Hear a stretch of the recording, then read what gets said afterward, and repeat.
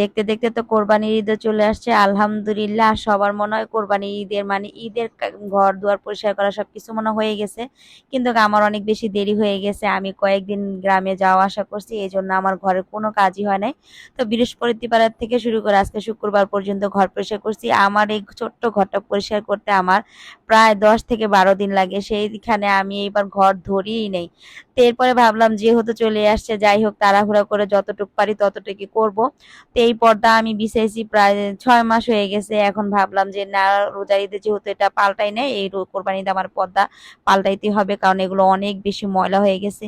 এরপরে এই তো পর্দাগুলো সব খুলে ফেলছি, ঘরটা ঝাড়াঝাড়ি করতেছি। আজকে তো ঘর ঝাড়তে এসে অনেক ভয় পাইতেছিলাম যে এই রোদের ভিতরে ঘর কিভাবে ঝাড়বো, আর যেহেতু অনেক বেশি গরম পড়ছে।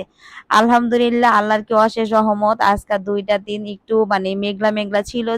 এই গরম এই ঠান্ডা মানে কতক্ষণ পর পর ঠান্ডা বাতাসও ছাড়তেছে, এর ভিতরে আমি ঘরটা পরিষ্কার করে ফেললাম। আর এই দেন কয়দিন পর পরে কিন্তু আমি ঘরে চিপা চাপা সব ঝাড়ু দিই, তারপরে ঘরে যে এত ময়লা কোত্থেকে আসে আল্লাহই জানে। এরপরে এই তো প্রত্যেকটা ঘরে আমি ঝাড়া হয়ে গেছে আজকে। এরপরে এই তো পর্দাগুলো লাগাবো। তো আমার আগের যে পর্দাগুলো ছিল সেগুলো ধুয়ে আয়রন করে রাখছি, আলমারি থেকে সেগুলো বের করে এখন পর্দাগুলো লাগাইতেছি।